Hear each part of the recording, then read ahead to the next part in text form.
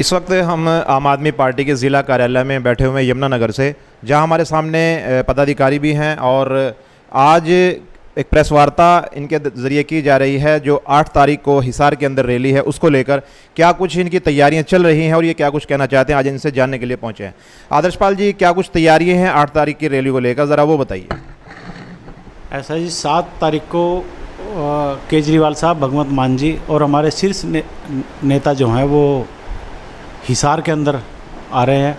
वहाँ पे स्टूडेंट्स की एक जनसभा होगी, स्टूडेंट्स के सवाल होंगे। 7 तारीख का तो हमारा ये प्रोग्राम है और जो पार्टी के स्टेट के लगभग पदाधिकारीगण हैं हमारे, वो शाम को वहाँ हिसार में जुटेंगे। 8 तारीख को हर ज़िले से हमारे लगभग 2-2 हज़ार वॉलंटियर्स, मेन जो कार्यकर्ता है, वो सुबह ही 5 बजे 4 बजे जितनी भी आपका डिस्टेंस है यहाँ से कूच करेंगे। और यमुनानगर ज़िले से भी हमारे 1500 से 2000 आदमी बसों से अब अपने साधनों से वहाँ पहुँचेंगे। 8 तारीख में फिर 11 बजे हमारा वहाँ पहुँचने का टाइम है।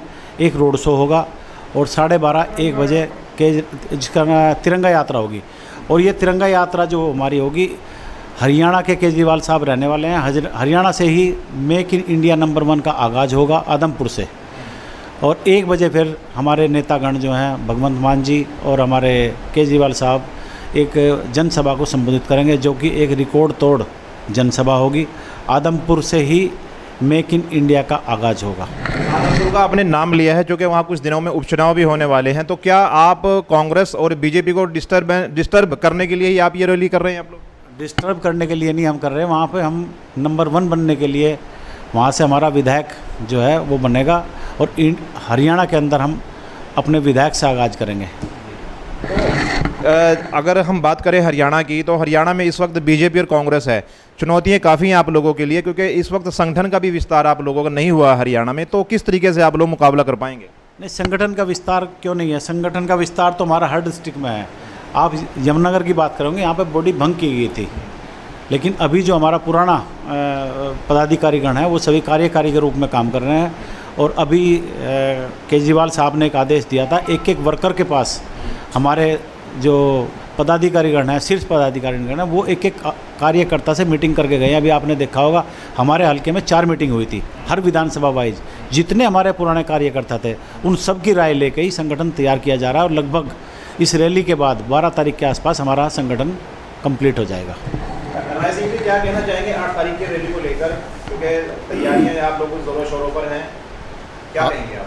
8 तारीख की जो रैली है, एक ऐतिहासिक रैली होगी। यमुनानगर से कम 1000-1200 के करीब बंदे जाएंगे, तो ये एक रिकॉर्ड होगा आप पार्टी के लिए भी। यमुनानगर से कम 1000-1200 बंदों का वहाँ पहुँचना चाहिए। बात करें यहाँ ज़िला यमुनानगर की, क्योंकि आप एक व्यवसायी भी हैं और प्रॉपर्टी डीलर का काम करते हैं, लोगों से मिलना जुलना काफ़ी है आप लोगों का। इस वक्त आपकी पार्टी के बारे में कोई चर्चा है या नहीं, या खाली आप हवा में तीर मार रहे हैं आप लोग? अभी इस टाइम सिर्फ एक ही पार्टी की चर्चा हो रही है, आम आदमी पार्टी की। मैंने कम से कम 80-85 गांव यमुनानगर के किए हैं, जो 70 और 30 की रेशो है इस टाइम आप पार्टी और दूसरी कांग्रेस और भाजपा की पार्टियों का। 70% जो पब्लिक है वो आप पार्टी के साथ है इस टाइम। वीरेंद्र चौहान जी, आप 8 तारीख की रैली को लेकर क्या कहना चाहेंगे, क्योंकि रैलियों का सिलसिला शुरू हो चुका है, 2 साल लगभग 2024 के चुनाव में हैं, तो क्या आप लोग इस वक्त बीजेपी कांग्रेस को डिस्टर्ब करने के लिए सब कर रहे हैं, या वाकईतन आप लोगों का यहाँ आधार बन चुका है?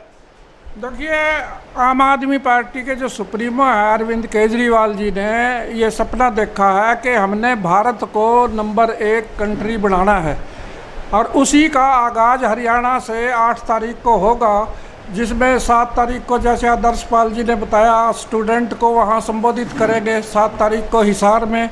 उसके बाद 8 तारीख को आदमपुर में वहाँ इसी मेक इंडिया नंबर 1 का आगाज़ होगा। और जो आदमपुर की ये चुनाव होगा उसमें भी हम आम आदमी पार्टी जीत के आएगी, और वहाँ से 2024 का जो है वो नींव रखी जाएगी। क्या कहना चाहेंगे 8 तारीख के लिए? 8 तारीख की तैयारियां हमारी पूरी हो चुकी हैं। चारों विधानसभा यमुनानगर की सारे कार्यकर्ता बढ़ चढ़ के उस रैली में हिस्सा लेंगे और 2000 से ऊपर तक की हमारे जो कार्यकर्ता हैं वहाँ पे जाएंगे और इस रैली को कामयाब बनाएंगे। ये एक ऐतिहासिक रैली होगी आदमपुर की। अगर हम बात करें सिख समाज की, तो सिख समाज हमें चूँकि जुड़ता हुआ नज़र आ रहा है आम आदमी पार्टी से, ये कोई ख़ास वजह है या मोदी को नीचा दिखाना या कोई और वजह हो सकती है, या हमें ही ऐसा लगता है? ऐसा कुछ नहीं है, किसी को नीचा दिखाने वाली बात नहीं है। आम आदमी पार्टी के विचार, केजरीवाल जी का विज़न और उनके जो काम है उनको देखते हुए सिख समाज इससे जुड़ा है। और सिख समाज जो उनसा है उन्होंने दिखा दिया है पंजाब के अंदर कि 90 की 90 सीटें जीत करके कि वो उस पार्टी के साथ हैं जो ईमानदारी की पार्टी है और जो भ्रष्टाचार को ख़त्म करने के लिए आगे आ रही है। और ये सारा सिख समाज जो हरियाणा का है ये भी आम आदमी पार्टी से जुड़ा हुआ है और इसको कामयाब करेगा। आदर्श पाल जी, का लास्ट सवाल है आपसे, अभी जहन में आया है, चूँकि चुनाव अभी दिसंबर में चुनाव है हरियाणा, उसके हिमाचल के अंदर और गुजरात के अंदर, आपकी आम आदमी पार्टी वहाँ पर जो है इस वक्त जा चुकी है और कांग्रेस और बीजेपी के लिए एक चुनौती बनती हुई नज़र आ रही है, इसके बारे में क्या कहेंगे? और आपका जो अगला क्या कदम रहेगा? क्या आपकी भी ड्यूटी लगाई जाएंगी यहाँ जो हमारे नज़दीक में जो प्रदेश हैं जैसे हिमाचल प्रदेश हैं या गुजरात में, कहीं भी आपकी ड्यूटी लगेंगी, तो क्या कहेंगे आप इसके बारे में? ऐसा देखो, मैं बात करता हूँ गुजरात की। ये जितना खेल दिल्ली के अंदर चल रहा है आज, चाहे CBI है चाहे ED है, उसका ध्यान सारा एक तरफ हो चुका है आम आदमी पार्टी की तरफ। आम आदमी पार्टी को डिस्टर्ब करना चाहती है भाजपा, जो कि हमें एक प्लस पॉइंट मिल रहा है। जितना एक ईमानदार आदमी को आप टच करेंगे वो आप नुकसान में जाएंगे। और गुजरात के अंदर अभी एक सर्वे आया कि आज की डेट में आम आदमी पार्टी 52 सीटों पे खड़ी है और अभी कम से कम 3 से 4 महीने का चुनाव में टाइम है। आने वाला वक्त मैं आपको बता देता हूँ कि गुजरात के अंदर हमारी भरपूर सरकार आएगी। रही बात हमारी ड्यूटी की, हिमाचल के अंदर बहुत ज़बरदस्त कर रहे हैं, जहाँ जहाँ भी हमारी ड्यूटी लगे हमारे वॉलंटियर्स वहाँ पहुँचेंगे। दूसरा एक क्वेश्चन आपने अभी राय सिंह जी से पूछा था कि आम आदमी पार्टी की क्या चर्चा है। आप भी सारा दिन फील्ड में रहते हो, मैं भी सारा दिन फील्ड में रहता हूँ। आम आदमी पार्टी की चर्चा हर गांव में, हर मोहल्ले में, हर गली में और हर घर में है। चाहे कुछ लोग कहते हैं कि नहीं नेगेटिव चर्चा है, चाहे नेगेटिव है चाहे पॉजिटिव है, वो चर्चा में तो हम है ना।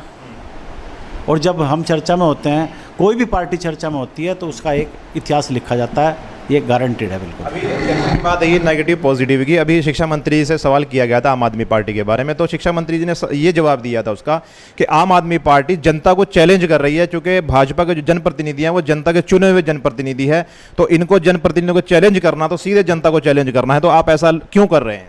भाई शिक्षा मंत्री जी तो क्या बयान देते हैं उनको तो खुद नहीं पता होता। उनकी तो मानसिकता ही एक नेगेटिव मानसिकता है।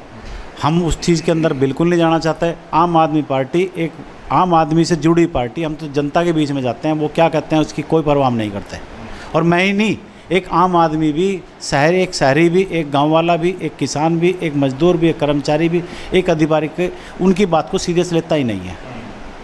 उन्होंने तो जहाज भी उतार दिए थे, उन्होंने तो यहाँ सड़कों पर जहाज उतार दिए थे। जो कंडीशंस हमारी सड़कों की हैं, जगाधरी की सड़कों की हैं, डिस्ट्रिक्ट यमुनानगर का जो हाल है, ये बयान देते हुए शर्म आनी चाहिए।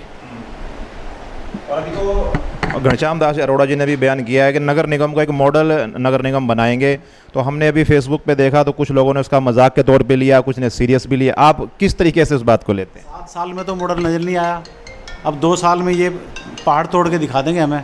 हम तो उम्मीद करते हैं कि वो काम करें, ये जनता जो त्रस्त है इनको कुछ मिले, ये जनता यहाँ एक अच्छा जीवन जिए, ये नरकीय जीवन जी रहे। मैं आपको ऐसे ऐसे मोहल्ले दिखा देता हूँ, शाम के टाइम आग वहाँ पे खड़ा होना भारी है, इतना मोटा मोटा मच्छर है, इतनी गंदगी है, और इस गंदगी को साफ़ करने का ये झाड़ू काम करेगी, और ये झाड़ू चल चुका है अब। ये सब पदाधिकारी थे, देखिए इस वक्त यहाँ पर अपनी 8 तारीख की तैयारी को लेकर यहाँ बैठे हुए थे।